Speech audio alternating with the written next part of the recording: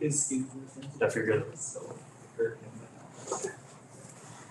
I'll call this meeting of the Executive Committee to order. This meeting was posted by the clerk's office in accordance with the given rules. We're all here. We'll start with the Pledge of Allegiance.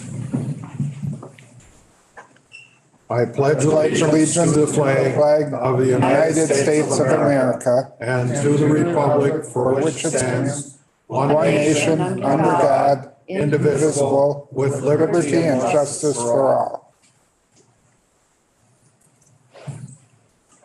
All right, our consent agenda consists only of the minutes from the last meeting. I move that we accept them, Mr. Chairman.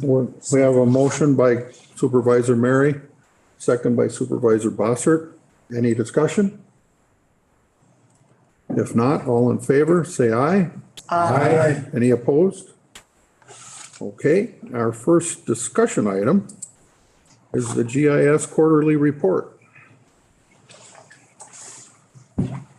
Hello, how's everyone doing this afternoon? Great. Good? So this is the first time I'm preparing one of these for you. So I'll just kind of briefly go through the projects that we've, or the initiatives that we've identified, and then happy to answer the questions that you have on them. But the first one that I have is really initiative for us. It's really a goal within a larger initiative for the Sheriff's Department, and that is to prepare our GIS data support NextGen 911. As we implement NextGen 911 here, calls are going to be routed based on the GIS information that we maintain. So that duty is being moved from the telephone companies and will be the responsibility of really the GIS system that we're helping to support. So a big effort for us. You'll see a grant application coming forward at a future committee meeting or county board for sure. The next one is the Transportation Network Sustainability Plan. And again, this is an initiative for us, part of a goal of a larger highway department initiative, but it's really taking all the information, all the PACER information, which is the road conditions that is maintained by the highway department in our case, or the public works for the local governments, as well as the utility information, the AG utility, all of that, and then getting it ready to go and import it into the tool so that those network sustainability plans can be created. We're acquiring new orthophotography this year. Orthophotography is probably our most used data layer that we maintain. Historically, we've acquired that every 5 years. We're finding out that based on cost reduction and need, I think we're likely to see that go to if not every other year, every 2 or 3 years, we'll be collecting that. So that project is on track. We should have that data available to all of our county departments as well as local governments and the public by the end of the year.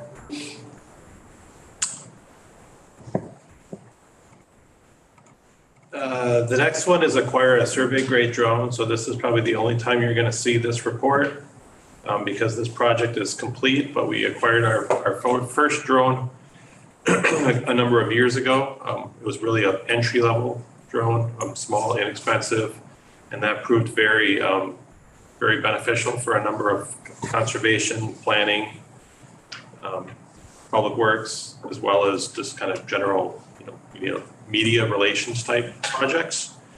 So we acquired a survey grade drone, which means that we get much more precise locations of the imagery that we acquire, as well as we're able to do better contour mapping with the new drone. So that's been acquired, and it was actually out flying a project earlier today.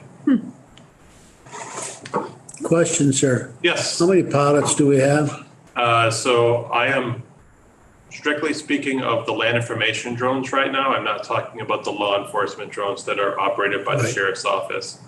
But both of the people, not myself, but both of the people in my department, Mike Vandersanden and Pat Walker, they both have their certification. And then there's one conservation technician over in the natural resources department that also uses our drones and is a licensed pilot. So 3. Thank you. And then historic tax roll scanning. As you know, we passed the budget amendment at the last county board, and we've notified the vendor of award and are now working on the contract with the vendor and the county attorney. So that project is kicking off and on task. So, Do we have an idea when that will start physically? we don't have an idea of when we'll start. We intentionally, we've been thinking about this project for many years. We didn't think it made sense to really push the vendor on a real tight timeline and have them increase their costs accordingly. So we gave them about a year to complete the work so that we thought we would get a better price if they let us know when they have the capacity to do it rather than we dictate that schedule. So that timeline will be identified in the contract, and they haven't sent us the draft contract yet. So by the next time I report to you, I'll have a lot more information on that. Okay, thanks. Any questions? Thank you. All right, thank you. Thank you.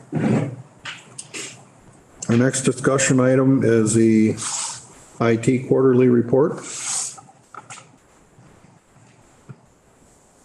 Thank you for having me here tonight. Like Eric, this is my first kind of report for IT. We do have 4 kind of larger county initiatives that we are working on. I'll go through each of them and then answer any questions you guys may have. The first one is improve our Citrix, the use of Citrix and Microsoft Office 365 infrastructure. Currently, our Citrix environment, this is a environment that sits in our data center that employees of Washington County log into the system, and that's where they do their county business. So that's where they get their email, they go to the file servers to get their files. That's their whole environment. That's what the Citrix environment is. But Yes. the county board supervisors working on laptops don't That is outside of necessarily Citrix. touch that? We have Citrix. Correct, that is outside of it. Okay. We can work with Citrix. Oh, okay. We don't have to. Because it often updates. It says it's giving updates on. Yes, so that's something different. Oh, okay. Yes. Okay. The Citrix, like I said, this is mostly the knowledge workers in the county that, that work on these systems. It allows for control of applications. So instead of updating 600 different county computers, we update one set of servers. And so it's easy to maintain applications, control security, and kind of give opportunity for people to work remotely too. So if someone needs to work remotely, from home during COVID, they would log into the Citrix environment securely from home, and they're working on a server here in the secure environment. So that's what the Citrix environment is. With that, the Citrix version that we are on is quite old and become an end of support from Citrix. And that's typical. Every 2 to 3 years, a software vendor will do that to push you to the latest update. So it has been the history of the county to update our Citrix environment every 3 to 4 years. It's a larger undertaking because it involves getting new hardware in. It involves basically setting up a whole new environment from scratch and then rolling it out. So that's the Citrix. The second part of that is Office 365. So this is the environment that the county board currently works in. So when you save to OneDrive, that's all backed up in our Office 365 cloud environment that we have with Microsoft. And these kind of work hand in hand because the new version of Citrix will allow for us to utilize more of these cloud services. The current environment, which is dated, does not allow for that to seamlessly integrate with each other. Office 365 will give us more cloud tools. So look at cloud computing instead of buying more data devices here and maintaining, hardware equipment here on site. We can use the cloud, which we have been paying for. That's Office 365. The next initiative is raise the security bar across county government. This one's actually rather important because we do not want to end up in the news like Atlanta or the Colonial Pipeline where they were hacked and held for ransom. So security is high priority for IT. Everything we do, we evaluate around security measures and metrics. We have put in security measures already, protecting outside access into our Citrix environment by using, two-factor authentication. So it's a password that someone knows, and then there's a token like on our phones that gives us a second form of authentication. So that's part of that. Also, as cyber attacks become more frequent, when we look at things like HIPAA, CGIS, SOX, PCI compliance, those requirements become more strict and they require a lot more. So this initiative is to put systems and applications in place that will help, protect the network, protect the county data that we have. And this is not only just for, people on site here, it's for at our remote locations. We're looking at protecting for example, the golf course, the health department in Ozaki. We have Johnson Controls at the fairgrounds and at the youth treatment center at the old historical building. So we're protecting the whole environment. So there's no single point into the county network. So that's what this initiative is highly about.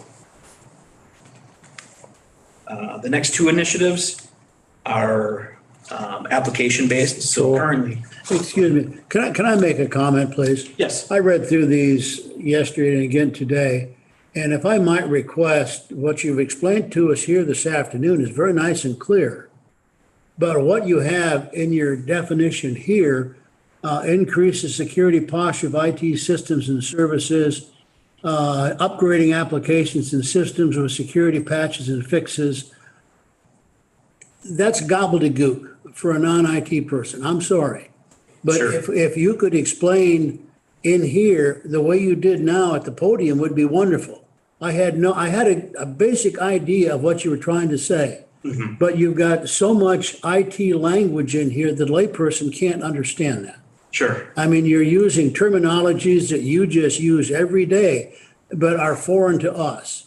And I would just request in the future, if you could explain it, just like you're doing that podium, which is wonderful. But if that could be put into here, it might make it a whole lot simpler. If I was to explain to someone, what did you discuss today? Well, we're going to make sure all security appliances are upgraded and monitored, and they control security features on a supported versions. I mean, come on, let's talk common language. I mean, to yourselves, that's fine, but for this, it'd really be appreciated if you could just put, as you're saying at the podium, it's great, but that's not what it says here. So Absolutely. Yes. that would be appreciated, sir. And all the abbreviations are explained up in the top. Yes, that's helpful. So But I had no idea Hard to until get you the explained lingo. it today what Citrix is. There's nothing here that says that. Sure. I mean, well, anyway. Okay, yes, Continue. noted. Thank you. The next two are to help other departments in the county.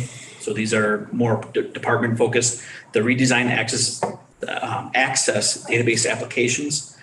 Microsoft Access is a Microsoft application. It's kind of like a database for maybe a company of 4 to 5 people. So it's not meant for a huge organization. And in the past, they've had all these Microsoft Access databases that they were keeping track of their county business. So we are looking at a way of making it more enterprise grade, where it allows for data growth and it's not constrained by the Microsoft Access application. And it will also increase productivity because we can put logic and workflow into the application, which will help streamline some processes for the Parks Department. So our developers are working with land resources on a lot of their permit systems for how they currently do their applications and permits right now. And there's also many different applications, for plant sales, conservation, information management. There's all these different databases that are out there. We're going to kind of put them all into one, make it streamlined, and make it more efficient for the Parks Department. And then the other one is kind of same thing for the medical examiner. Our last initiative here is replace the medical examiner software with more modern solution. So the developers are working closely with the medical examiner's office to kind of see what their needs are, to take what they currently have in their database and convert it over to the same type of enterprise grade application that we can use. any questions? No, Thank you. Thank you for your feedback. much better understood now. Thank you. Yes, thank you for your feedback. Our next item for discussion is the boardroom remodeling update. Thank you, Mr. Chairman. Inside your packet, we have several slides on this agenda item. I'll start with the second slide, which is called the current status. So for this county boardroom, complete room pending AV is audio visual is pending completion. We're looking at the end of September for that. Still waiting on parts to come in, believe it or not, that were ordered many months ago. But we're hopeful that they'll be delivered here in August, so we can get them installed in September. So hopefully for your October board meeting, everything you see in this room, like the televisions, your Bosch systems, will be able to be functioning and usable. So we're very hopeful for that. The restrooms in phase one, which was the two restrooms at the end of the hall on this first floor and the third floor, are complete. The restrooms on the first floor at the end of the hallway, just across from the boardroom, are complete and open. The second floor at the end of the hall, far end of the hall, we're going to be doing a walkthrough on those tomorrow morning.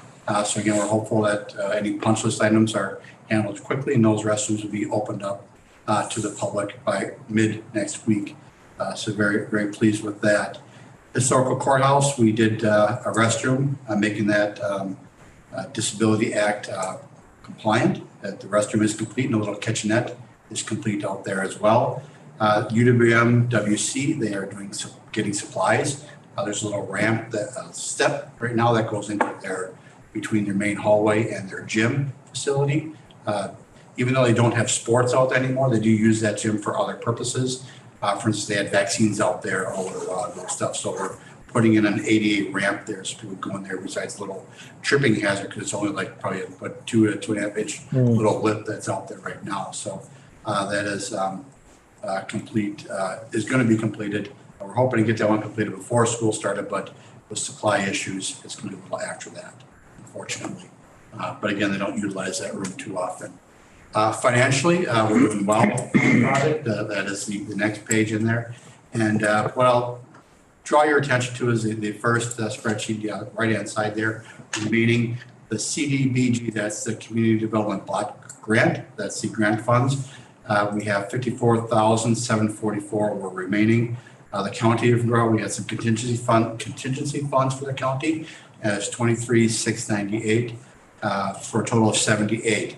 We're holding on to those contingency funds for the audiovisual in case something becomes up when we're doing that portion of the workway. So what we did was we looked at the next slide then, is additional project proposed.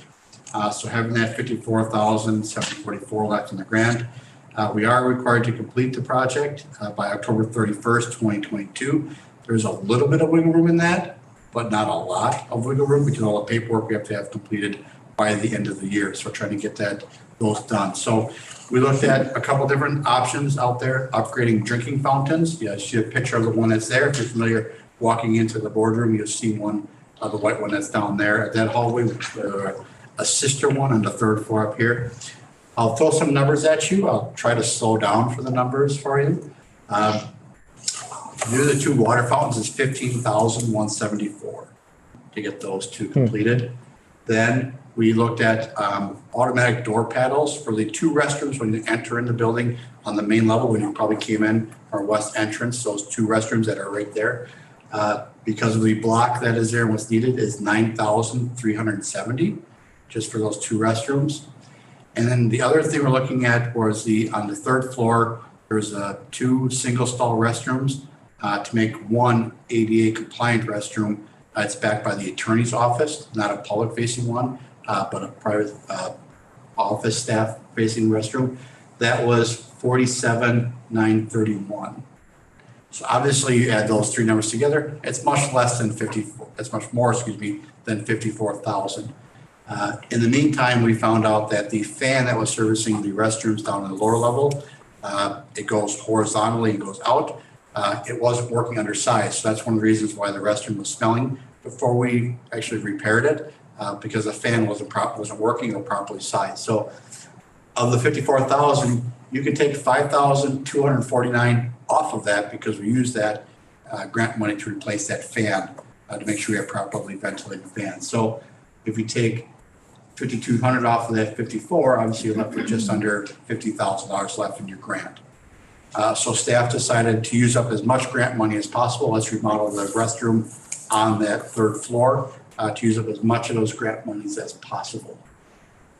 So you take the monies out between the $5,249 for the fan, the $47,931 for the restroom.